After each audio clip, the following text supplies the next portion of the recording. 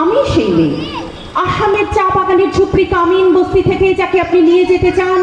সাহেবি বাংলোয় মধ্যরাতে ফায়ার পিসের ঝলসে ওঠা আলোয় মোদির চোখে দেখতে চান যার অনাবৃত শরীর। আমি সেই মেয়ে, রাজস্থানের শুকনো উঠোন থেকে পিপাসার জল আনতে যাকে আপনি পাঠিয়ে দেন 10 মাইল দূরের সরকারি ইদারায়, আর 20 মাইল হেঁটে ক্লান্ত বিধ্বস্ত যে রমণী ঘোড়া পাখে ঘরে ফিরলেই যাকে বসিয়ে দেন চুলার আগুনের সামনে আপনার রুটি বানাতে। আমি সেই মেয়ে,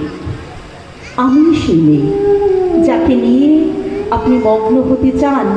গঙ্গার ধারে কিংবা ভিক্টোরিয়ার সবুজে কিংবা সিনেমা হলের নীল অন্ধকারে, যার চোখে আপনি এঁকে দিতে চান ঝুটো স্বপ্নের কাজল, আর ফুরিয়ে যাওয়া সিগারেটের প্যাকেটের মতো যাকে পথের পাশে ছুঁড়ে ফেলে আপনার ফুল সাজানো গাড়ি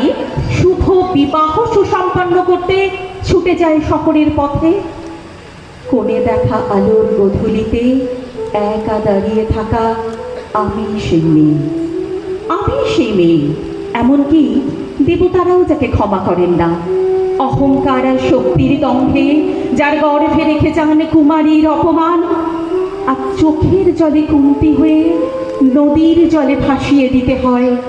কর্ণকে আত্ম